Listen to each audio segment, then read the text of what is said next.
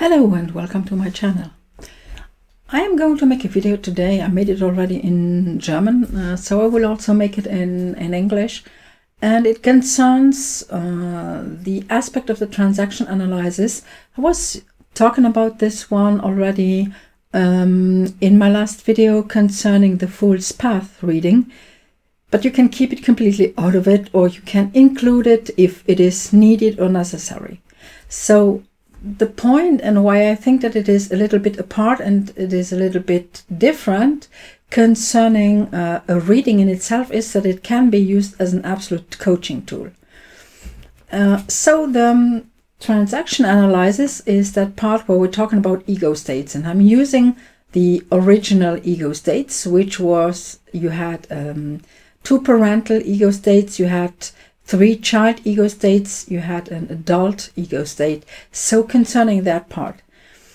And the problem that we very often have is that the moment that we have a problem, or that we see a situation in the outside as a problem, it means that we have an inside conflict. And this inside conflict can be explained very often on the base of the transaction analysis. So there may be a part of the transaction of our ego states that is triggered by whatever happened in the outside. It may be, as I'm explaining it, that one ego state is doing the job of another ego state. So you will find quite often, for example, a child ego state trying to do the job of the parental ego state. So taking over this kind of decision because of, and that the because of concerns the child ego state. Let me explain it like this. If you have the adaptive ego state, so that this emotional ego state that is trying to fit in, that tries to fit in because that way it feels secure. It may be that it starts caring for other ones, just like a maternal ego state, so that way that it will be accepted and fits in and is going to be protected by the other ones. And the way to use that as a spread, as a way to read it, can help to work with it. So it's not simply that I'm using it in a way that I'm saying I'm reading the positions or something like that, but from that moment on you can go into conversation, into communication of the ego state. So you take that part of personality, you say, okay, I see that is the problem, or that is where I see a problem, where something inside of myself is not feeling heard, not feeling listened to, and then you can go into communication with those parts. So I have, those are actually just my positions that I have them in German. So like, for example, the maternal ego state, that is just later on to make the spread out of it. And sometimes if you start and you have the feeling there's something else, but I do not know where it fits into the ego states, because the ego state is just like a frame, like a frame where you can evolve inside. I also always keep a position with a question mark, sort of, okay, who is that part, or what is that part, and what is it doing to us? Concerning the tarot in itself, for me, there are the court cards, which perfectly explain the ego states, so the parental and the child ego states, and the other 2, so you have the adult, the grown-up ego state, which is actually either it exists or it doesn't, or it may exist in a smaller way and not fully grown, but it is not that some other part is taking over its role. That is not happening, even if you will read it in the books. But if you work with it, you will always find out that the ego states that get out of balance try to balance each other. And actually the adult ego state, you can imagine it like that. If you have this would be your inside, okay? And if you have a very small point, it can get out of balance very quickly. And if you're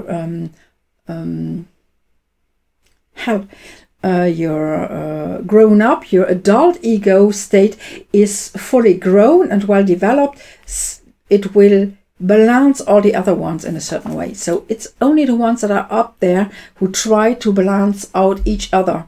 So the grown up ego state, the adult ego state, doesn't fit in that. So for me, that's a major arcana, and it's the Magician. So always put the position of that. Also to explain, if you make a reading, a normal reading, and you keep this idea of transaction analysis in your mind, sometimes a court card may turn up, or the Magician turns up, and maybe it gives you an idea of take a look at your ego states. So you can use it just as a spread, you can use it as a coaching tool, and you can use the information concerning the different court cards as a transaction analysis aspect in every kind of reading. The other one that for me is a major arcana is the Fool, which is the free child. So that's the one who is curious, who tries things out, but without any kind of judgment.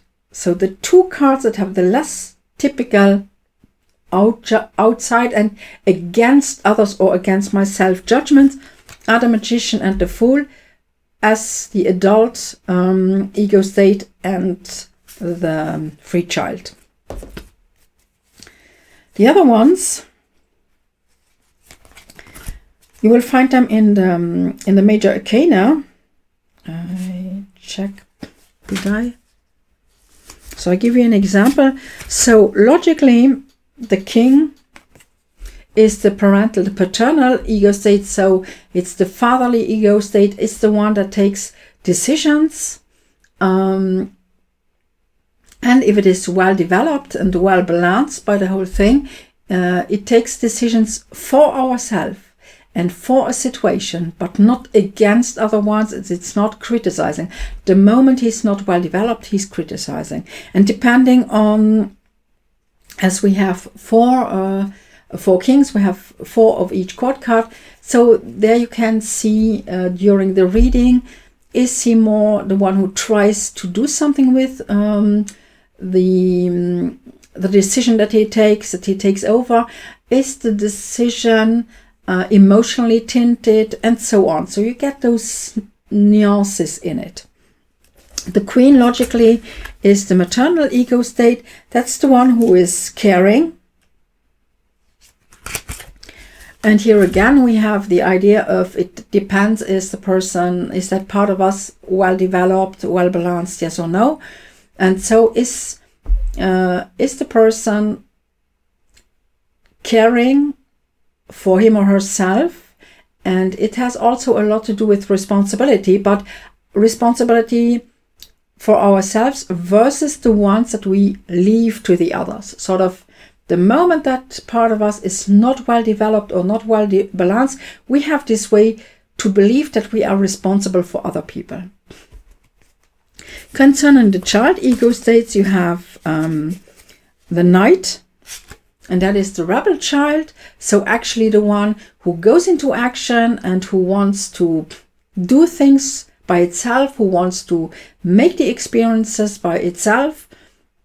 And again, if it is well balanced, it is more into the direction, okay, I fully understand that there are other people who have made their experiences and who have their opinion, but I want to make my own experience, to find out and to develop my own experience. And actually, my own opinion. And actually, without the rebel child, we are not going to develop any kind of adult ego state. That's impossible. So all those people who are, where the rebel child is getting crushed from the beginning on, punished and pushed away, those are the ones who try to find a balance with for example, the adaptive child taking over the role of the motherly parental ego state, just to make like a makeshift adult ego state, but they have no well-developed ego state, adult ego state. And the page then is the adaptive child, and that is the one who tries. Again, you have always the balanced versus the non-balanced version. The balanced version is the one who brings up the trust that whatever is around him or her is protective enough inside as well as outside, and so it can fit in with trust, or it's going to change and to try to fit in out of fear. So that's the other one. So this is the way I start actually with the reading, and I will switch cameras and give you an example how such a reading may function and how I switch from reading into coaching. So let me switch over to the other camera, as I just said, and I will bring up, as I'm saying, as a reading may function as the reading switches over to coaching and so on. It always depends on who is the person I have in front of me, what kind of, is that person into readings or more into coaching, or a mixture between both. That is something that has to be checked. So let's say I have a person who comes to my place, and now we're talking about, okay, what is going on inside of you? So we take the different ego states. So for me, I'm always starting with putting out the cards or the positions. So I have the two paternal ego states, which is the fatherly ego state, the motherly. So this one is decision and judgment, but as I'm always saying, depending on judging the situation versus judging myself or judging someone else. Here it is about caring and about responsibility, my own responsibility versus taking over the responsibility of someone else. The adult ego state, I'm just putting it like that because for the moment being, for the first step and the spread, I'm not using them because the cards are clear. The same for the free child. So I keep them like this. And then I have the rebel child. I have to make some where it is readable on the video. And the adaptive child. So, and this one, I keep it here. It could be that over the reading, something turns up and then is the card that I'm needing. So the first thing that I'm doing, I take out the two major arcana. As I'm saying, those are clear. And here I have all the versions of the court cards. And so that is the first thing that is going to happen.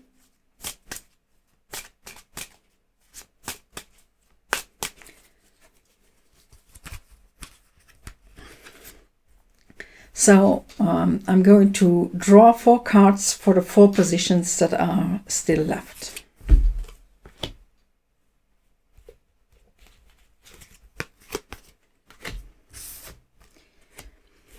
So it always depends, as I'm saying, concerning the customer. Some customer will explain something to me. Some say, okay, make a reading, let's check the transaction analysis. I have people who turn up and who ask me for a reading, and while I'm going through the reading, they are telling me, okay, that is why I actually came to your place. So, and personally, I'm telling you, if you're using cards and you work with clients, the best way is to be in communication with the client. So, and understand me well, that is not always our fault. You have clients who still think, okay, you're reading the cards, you should know, the cards should tell you, and this is not what I am doing. So for me, using tarot means having a tool so we can work. Okay, it should trigger you, or it should, when I'm working for myself, it should trigger me. It should give me information and giving my subconscious the possibility to express itself by coming up sort of, if it's triggering, it's my subconscious talking, and that is what is important. But it always depends on what you're doing. For me, if you use stuff like that, please go more into the coaching situation, more into the we are working together in the counselor and less into I am reading tarot and I'm telling you something about a happy life. That's how I am also bringing in the ethics. So on the paternal ego state, for example, this time I have a page of cups. What is the information we can get there? So as I said, the page is actually a child ego state. It is the ego state of now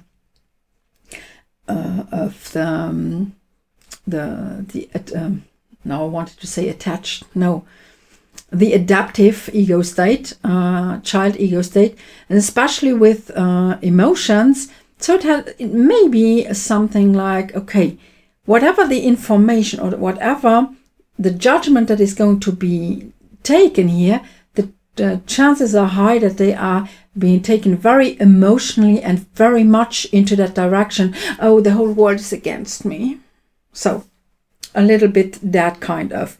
It could be, it's not an active and reactive one where the person is going to go into action and do something with the judgment, but more of retrieving and okay, then I have to bear up with the fact that nobody likes me. A little bit that direction could be what is going on here. It's not necessarily something that the client exactly knows, but it is like a kind of belief behind, and whatever decision the person is taking, it may be that the person always tries to bring in a decision to be liked by others and still having the fear that actually he or she is not capable of taking a decision that will be liked by others. And the person can learn here that not every decision needs to be liked by others, but it has to be a decision that fits us and that helps us to become more self-aware, to become more grown up, and to lead a more happier life without attacking others. But it does not mean that just because I have an opinion that does not fit someone else, that I have that opinion to hurt the other one, but the other one may be hurt the same way the other way around. If someone comes up with an opinion, and I'm not talking about someone criticizing you, but if someone comes up with an opinion about the world or whatever, and I don't like that opinion, that does not mean then I can question myself, why am I frustrated by it? I may not like it, and it's okay, sort of okay. He has a different opinion than I have, but when I'm frustrated, then I come up with this sort of, the other person has an opinion, and that means because I do not have the same opinion that he may not like me. So that can be such a situation.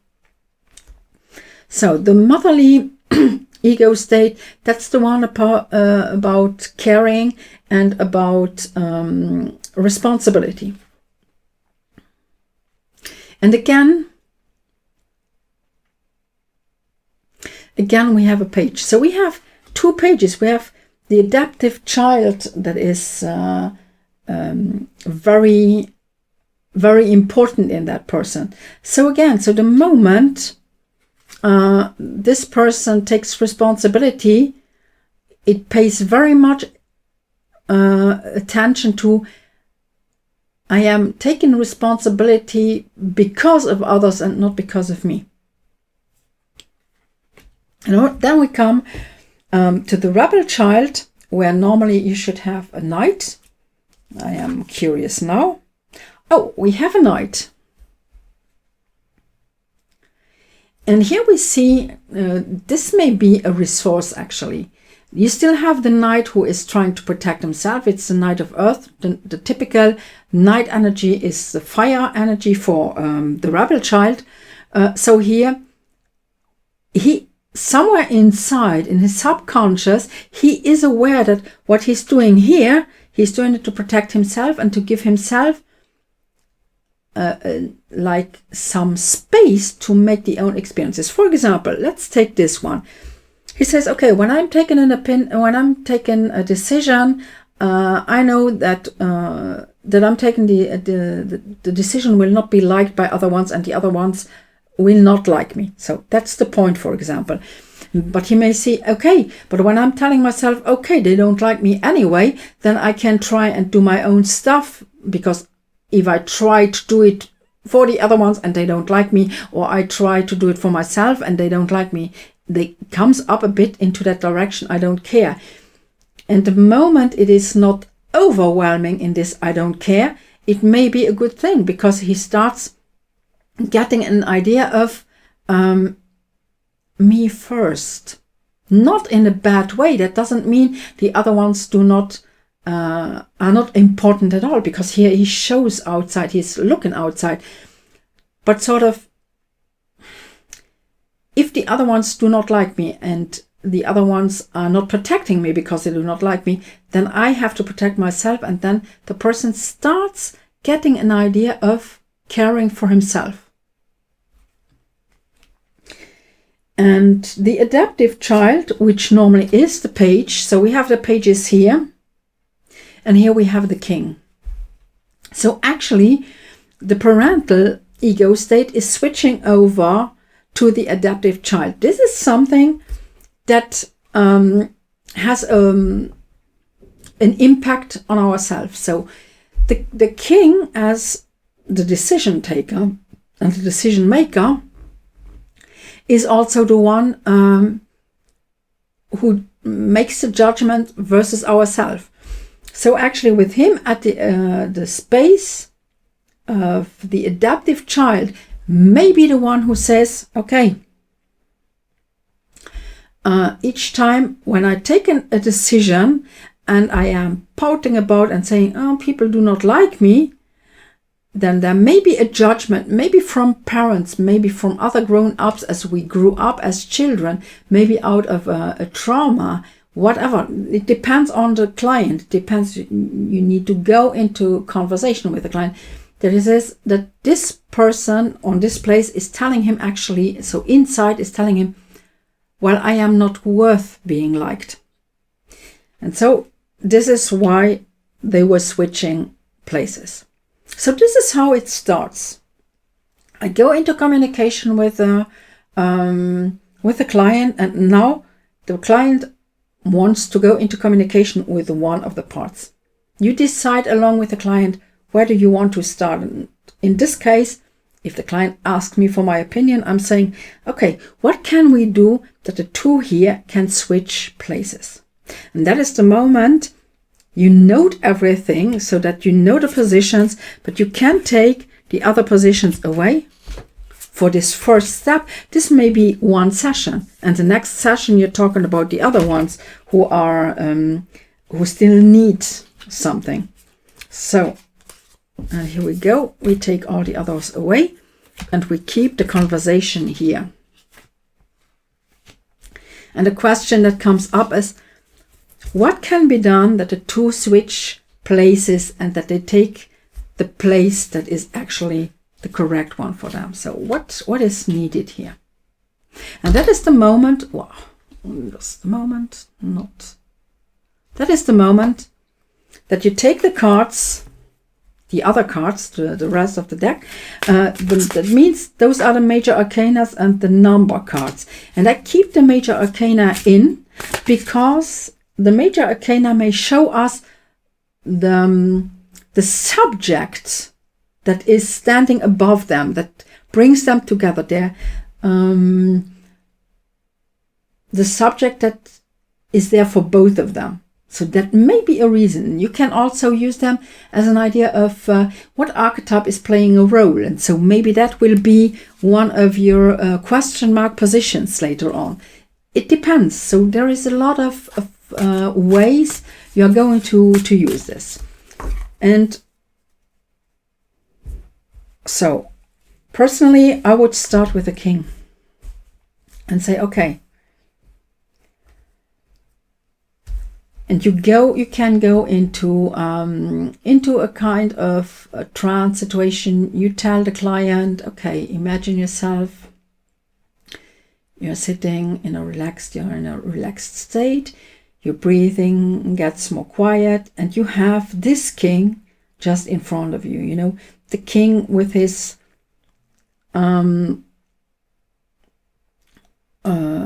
shield. He's not shielding himself completely, but he has his shield, and he knows that in any kind he can bring the shield up and protect himself. So you have him in front of you, and you're both aware, this part of you as well as you as an adult person are aware on a mental level that he's not in the right position. And you may ask the question, what can I do? What is necessary for you? You talk to him as a you. So you are standing in front of him. You go into communication. What is important? What is necessary for you to go back to your position as a parental ego state?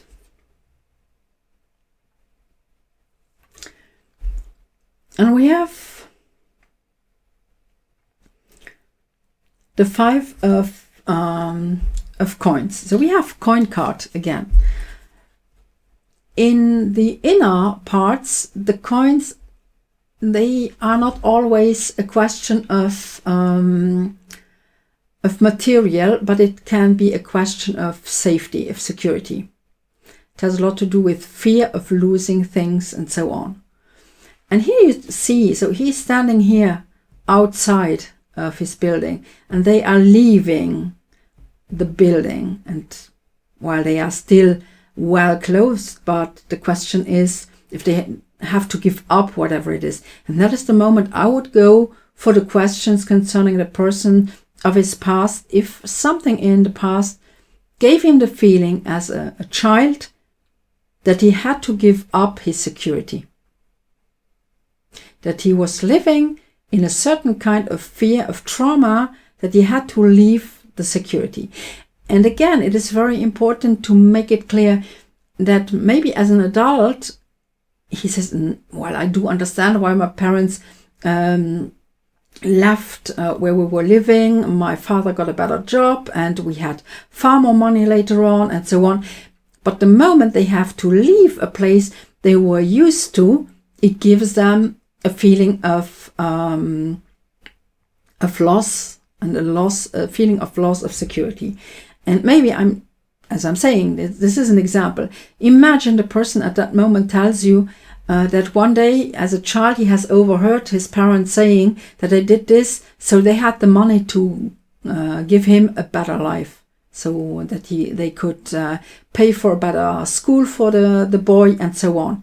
And so he thinks that he's responsible for the situation. And that is the reason, when you take the whole reading as we had it in the beginning, why he thinks that he has to be responsible, to also take over this idea of his parents. And maybe he went through an amazing good school and he has an amazing job and all this, and in a mentally a rational way, he says, well, yes, that was amazing, and I should be thankful, and I am thankful concerning my parents, but it will not change the fact that as a child he was traumatized, and that is important at that moment. So this is the first thing. So he's asking, actually, here it goes into the past. It is not immediately a solution for him to switch over, but the solution, okay, I need to heal that part, that trauma. And then we can ask the adaptive child who is sitting on the parental ego state. Okay, what does he need to go back? And again, you imagine him being there. He's quite playful in a certain way. So he's not scared about being hurt or something like that. He's quite playful in this. And now we ask him, okay, being playful as the image is, do you think that with that playful idea and what you want to do, You are at the right position that you have to take decisions, serious decisions. And what could you need to go back and leave the place to the king inside of yourself? And then you go with the next card. Oh, we have, again, it's interesting because we have two coins, we have 2 cups. And it is this is really free playing, having fun and becoming aware of having fun. So, okay, for the moment being, you're telling the person, for example, okay, you are on the position of deciding. Now you have the option, for the moment being, to decide to have fun. So you decide something good for yourself, which is a parental, it's a grown up and a balanced parental idea. And this is the way you go through. Okay, when you have this fun, where do you feel do you belong then? Do you belong more here, more there?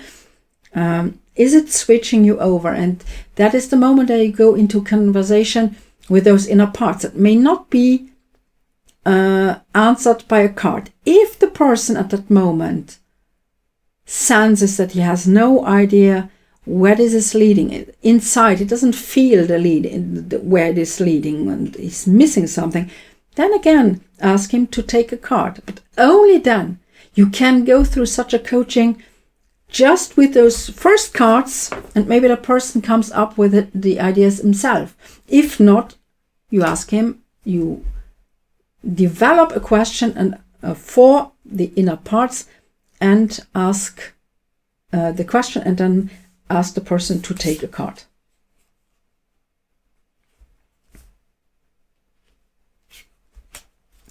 So, okay, so we are in this fun, and then the person finds out, okay, this may be a fight card. And the person says, yes, on one side it's fight card, but I still see the challenge in it, the fun in it. And if this is happening in a protected field, I can adapt, and then I feel more like when those challenges come, I do not need to use those challenges in a serious way and thinking that they are against me and that they are attacking me, but that it may be a play, that it may be a game, that I could take the whole situation as a game in a more playful way, and do not take it as seriously and not as personal. And that is the moment that this part will switch over and make space for the king to switch over here. And again, here you go into the conversation. Maybe this conversation here with the healing and with becoming aware that the responsibility is, okay, they did this, I am thankful, and I find out that actually this part is not, it's not responsibility, it's not its fault that the parents decided like that, and he has a right to enjoy what he got because the parents changed the place where they lived, and because the father changed his job and earned more money, or even maybe more easily. So maybe it was also because he earned more money, he could get someone to help his wife, and so she had more time to have time with the son. So this is all the situation, this is all the story where you have to go into the communication and where the coaching is. So it's not a typical spread, it is a coaching tool at this moment. And it can be part of the Fool's Path, or it can be used completely outside of it. And as I'm saying, those were only 2. Maybe finding this out, the person is balanced and the other parts get back to normal too and find their balance too.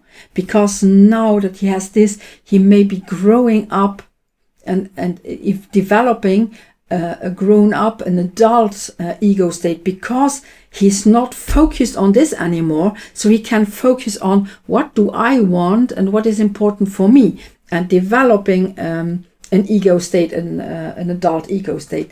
This is all things that may happen between the coaching sessions, which may happen while the person is digesting what has been talked about here, what our subconscious makes with this, because it has images. Maybe sometimes the person gets back into a situation and says, wow, what's going on? And he reminds the cards. I make photos. If a card speaks to a client, I make photos. I send the photos, and the person gets the idea and says, oh, I can run around and say this is personal, and I take it personal, or I may take it as a challenge to grow in it and to see it as a game. And maybe just this is going to change the inner belief, is going to give the subconscious the needed food to create something new and to create new beliefs. Not everything is happening during this counsels, the coaching sessions. And then it is to see if you go on with this reading, or if another reading is necessary, or if anything at all is necessary. That is the question that comes up later on. So I hope this gives you a certain idea on how this may work, how you can use it, as I'm saying, as a coaching tool, as a reading, but definitely don't use it for finding out something about the future. So this is creating a base that you can create a good future, but it's not creating a future or seeing into the future. So I hope this gives you some ideas how to use them, how to use the cards, how to get a better idea concerning the court cards, because I know that the court cards very often are like sort of complicated for a lot of people. I had the same problem, but since I go with the transaction analysis, I understand them on a completely different level. And if you like videos like that, that gives you ideas how to go even further with tarot, then just click on my channel, like my page. You can also go on my Facebook page, and if you need also help, if you say this is something I would like to do but being guided, you can contact me for a session. So thank you very much for watching.